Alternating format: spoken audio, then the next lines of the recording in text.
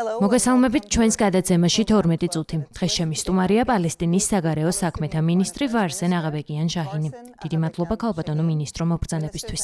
მთელი მსოფლიო ადევნებს თვალს იმ მოვლენებს, რომლებიც ახლო აღმოსავლეთში ხდება, კერძოდ ირანსა და ლიბანში. მას შემდეგ, რაც ამერიკის შეერთებულმა შტატებმა და ისრაელმა ომი დაიწყეს ამ რეგიონში. როგორ აისახა ეს ამბავი თქვენზე? პირველ რიგში რა პოლიტიკური გავლენა აქვს ამას პალესტინელებზე? Well, any escalation in the region, any conflict in the region affects the whole region and especially the Palestinians. ნებისმიერი დაძაბულობისა და კონფლიქტის ესკალაცია მთელ რეგიონს აყენებს ზიანს, განსაკუთრებით კი პალესტინელებს, რადგან პალესტინელების საკითხის მარგინალიზაცია ხდება და სწორედ ამას ხედავთ ბოლო 40 დღის განმავლობაში. ჩვენ ვითხოვთ და ველოდებით დეესკალაციას, რომ დიპლომატიამ და დიალოგმა ჩაანაცვლოს სამხედრო ოპერაციები. იმედი გვაქვს, რომ ორივე მხარე გამონახავს საერთოს და ცეცხლის შეწყვეტა უფრო სტაბილური იქნება. მართალია პაკისტანში ბოლო შეხვედრის შემდეგ ეს საკითხი ისევ პრობლემატური რჩება, მაგრამ იმედს ვიტოვებთ, რომ საქმე უკეთესობისკენ წავა. Albeit what has come out from the last meeting in Pakistan is still problematic, but we hope that things can be aired out to a better path. რამდენად მიადგათ უკვე პალესტინელებს ეკონომიკური ზარალი? Yes, of course. დიახ, რა თქმა უნდა, რადგან ეს ომი ყველა თვალსაზრისით კატასტროფაა და უპირველეს ყოვლისა ეს ეკონომიკას ეხება. როცა მეზობელი ქვეყნები განიცდიან ეკონომიკურ ზარალს, ეს აუცილებლად აისახება პალესტინელებზეც. დღესდღეობით პალესტინელები უზარმაზარი ფინანსური წნეხის ქვეშ არიან. Palestinians today are under a lot of financial strain. თუ გეგმავთ დაეხმაროთ მოქალაქეებს, თუ პალესტინის ხელისუფლების ფინანსები იმდენად შეზღუდულია, რომ დამატებით დახმარებას ვერ ახერხებთ. One of our foremost ჩვენი უმთავრესი პრიორიტეტი ხალხის უწყვეტი დახმარებაა, მაგრამ უწყვეტობისთვის ფულია საჭირო, რომელზეც ხელი არ მიგვიწვდება. განსაკუთრებით დღეს, როცა პალესტინის საბაჟოს შემოსავლები ისრაელმა დაბლოკა. ჩვენი მილიარდობით შეკელი დევს ისრაელის ბანკებში ამჟამად. პალესტინის ხელისუფლება ხალხს აუცილებელ მოთხოვნებსაც კი ვერ უფინანსებს. იმის თქმა მინდა, რომ როცა საუბარია განათლებაზე, ჯანდაცვაზე, წყალმომარაგებასა და ელექტროენერგიის მიწოდებაზე, ძალიან გვიჭირს ამ ყველაფრის მიწოდება. I mean, if we talk about education, healthcare, water, electricity, we're passing through very, very rough times. Various UN agencies have noted. გაეროს სხვადასხვა სააგენტო მიუთითებს, რომ მოიმატა ახალმოსახლეების თავდასხმებმა პალესტინელებზე, განსაკუთრებით 2023 წლის ოქტომბერში ჰამასის ტერორისტული თავდასხმის შემდეგ, მაგრამ ვითარება მხოლოდ უარესდება. თქვენი დაკვირვებით, როგორია მდგომარეობა ადგილზე? What have you observed on the ground yourself? Well, settler attacks are part of a systematic policy on displacing Palestinians, forcing Palestinians. ახალმოსახლეები იმ სისტემური პოლიტიკის ნაწილი არიან, რომელიც მიზნად ისახავს აყაროს პალესტინელები. აიძულოს მიატოვონ საცხოვრებელი, სიცოცხლე გაუმწაროს მათ. არ შეიძლება ახალმოსახლეების განცალკევება ზოგადი სახელმწიფო პოლიტიკისგან. და ხედავთ, რომ ახალმოსახლეებმა ტერორი გააძლიერეს ბოლო 2 წლის, განსაკუთრებით კი ბოლო 3 თვის განმავლობაში. ახლახან გადმომცეს ანგარიში ახალმოსახლეების მიერ მარტში განხორციელებულ თავდასხმებზე და როგორც ირკვევა 3000 თავდასხმა მოხდა, ცოტა მეტიც, რაც იმას ნიშნავს, რომ ყოველდღე დაახლოებით 10 თავდასხმა იყო. სულ სხვადასხვა ფორმით ხდება ეს თავდასხმები. ისი აღარ არის, რომ უბრალოდ გარეთ გასული ადამიანი შეაჩეროს ახალმოსახლემ. ისინი უკვე სახლებში შემოდიან. თავს ესხმიან ჩვენს სახლებს, უკანა ეზოებში შედიან, არბევენ სახლებს, წვავენ ხეებს, ეზოებს, მანქანებს, იტაცებენ ბავშვებს. ისრაელის ოკუპაციური ძალები კი მხოლოდ ეხმარებიან მათ. ეს ოკუპაციური ძალა ვალდებულია, რომ დაიცვას ოკუპირებულები, მაგრამ როგორც ხედავთ, ისინი ან არაფერს აკეთებენ მათ შესაჩერებლად, ან თავადაც არიან ჩართული ტერორისტულ თავდასხმებში. ეს უნდა შეწყდეს. ძალიან სერიოზული მდგომარეობაა. Protect the occupied, but what we see is they either look and do nothing, or they are engaged in the actual terror attacks, and this needs to be stopped. It's very serious. A few days ago, the army. ცოტა ხნის წინ ისრაელის არმიის მეთაურმა ეიელ ზამირმა დაგმო ეს თავდასხმები და განაცხადა, რომ უფრო მეტი ჯარი უნდა შეიყვანონ იორდანის დასავლეთ ნაპირზე. როგორც ჩანს, არ ყოფნით ჯარი. თუ გავითვალისწინებთ, რომ პარალელურად ამდენ ადგილას მიდის ომი, მართლაც მოხსნეს ლიბანში ბატალიონი და გაგზავნეს დასავლეთ ნაპირზე. თუ გაუმჯობესდა მდგომარეობა მას შემდეგ, რაც მეტი ჯარისკაცი ცდილობს ძალადობის შეკავებას. In more troops trying to contain the violence or not? I think this is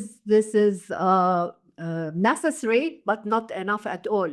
ჩემი აზრით ეს აუცილებელი ზომა იყო, მაგრამ არა საკმარისი, რადგან პოლიტიკა უნდა შეიცვალოს. სწორედ პოლიტიკა იყენებს ახალმოსახლეებს პალესტინელების დასატერორებლად. ეს უნდა შეიცვალოს. ამაზე საუბარი არ არის საკმარისი. საკმარისი არ არის, რომ მათ ტერორისტები უწოდოთ. უნდა დავინახოთ რეალური ნაბიჯები, რომლებიც შეაჩერებს ადგილზე ტერორისტი ახალმოსახლეების მოქმედებას. Okay. Now, late last month. გასაგებია, გასული თვის ბოლოს, როგორც იცით, ისრაელმა კენჭისყრით დაამტკიცა სიკვდილით დასჯა და ამ კანონის ტექსტი ისეა გამართული, რომ აშკარად ეხება იმ პალესტინელებს, რომლებიც ისრაელელი ებრაელების მიმართ ფატალურ ტერორისტულ აქტს ჩაიდენენ. როგორ აღიქვამთ ამ ახალ კანონს? How did you receive that new law? Well, again, it's part of a systematic policy of erasing the other, and this law has. კიდევ ერთხელ გავიმეორებ. ეს იმ სისტემური პოლიტიკის ნაწილია, რომელიც ხვის განადგურებას ემსახურება. ამ კანონს არავითარი კანონიერი საფუძველი არ გააჩნია. ეს უაღრესად დისკრიმინაციული კანონია, რადგან მხოლოდ და მხოლოდ პალესტინელებზე ვრცელდება და მსოფლიომ უნდა გაარკვიოს რა ხდება. იმას ვგულისხმობ, რომ როდესაც შენს თვალწინ სახელმწიფო, რომელიც საკუთარ თავს ცივილიზებულს უწოდებს, სიკვდილით დასჯას აკანონებს სინდისის პატიმრებზე და ზეიმობს ამ კანონის მიღებას, მთელი მსოფლიო უნდა დაფიქრდეს ამაზე. მაგრამ ნება მომეცით დავაზუსტო ამ საკანონმდებლო ჩანაწერში ხალხია მითითებული. იქ არ წერია, რომ კონკრეტულად პალესტინელებზე ვრცელდება, მაგრამ ისეა გამართული ტექსტი, რომ იმ პალესტინელებს იღებს მიზანში, რომლებიც ფატალური ტერორისტული თავდასხმების ჩადენაში არიან ბრალდებულები, ან რომელთაც ებრაელი მოქალაქე მოკლეს. გამოდის, რომ ეს პატიმრების გარკვეულ ნაწილზე ვრცელდება. დიახ, მაგრამ ჩვენს ხალხს უკვე რამდენიმე ათეული წელია ხოცავენ. გასაგებია. იმას ვგულისხმობ, რომ რამდენიმე ათეული წელია, რაც ისრაელის სასიკვდილო განაჩენის მსხვერპლი ვართ. ჩვენს ქუჩებში ისევ გრძელდება მკვლელობა გასამართლების გარეშე. აუცილებელია დავაკვირდეთ ამ ოკუპაციას და გაირკვეს, რა არის მისი მიზეზი. უნდა გაარკვიოთ, თუ რა უფლებები აქვთ ოკუპაციაში მცხოვრებ ადამიანებს, რამდენად შეუძლიათ ოკუპაციის წინააღმდეგ ბრძოლა და მასთან გამკლავება. სიკვდილით დასჯა მთელ მსოფლიოში გაუქმებულია. And deal with it accordingly. Death penalty is something that is abolished all over the world. Okay. Now moving to the გასაგებია, მოდი ახლა პალესტინის სახელმწიფოს მომავალზე ვისაუბროთ. თუ აკვირდებით ისრაელის არჩევნებს, რომელიც 2026 წლის ოქტომბერში უნდა ჩატარდეს. სხვაგვარად რომ ვთქვათ, გაქვთ თუ არა იმედი, რომ ისრაელს ეყოლება ახალი ადმინისტრაცია, რომელთანაც შეძლებთ საუბარს და გარკვეული დიალოგის აღდგენას. Of course, we always hope for a new.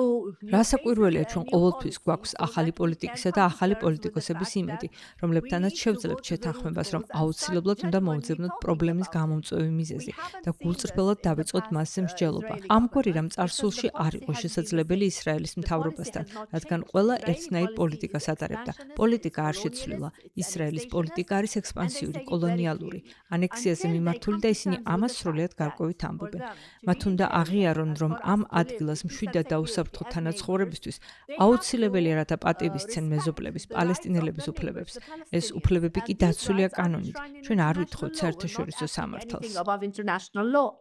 Last but not least, under the და ბოლოს, როგორც იცით, ნეთანიაჰუსა და ტრამპის ადმინისტრაციების დროს მოხდა იერუსალიმის ანექსია. პალესტინელებს კი სურთ, რომ აღმოსავლეთ იერუსალიმი იყოს მათი სახელმწიფოს დედაქალაქი. ახალმოსახლეები ძალიან გააქტიურდნენ ნეთანიაჰუს დროს, რამდენად იმედიანად უყურებთ სამომავლოდ მოლაპარაკებებს მაშინ, როცა გაეროს საერთაშორისო წესრიგსა და სამართალს მაინც და მაინც აღარ ითვალისწინებენ. ამას აღარც მემარცხენეები უყურებენ, არც მემარჯვენეები და არც ცენტრისტები.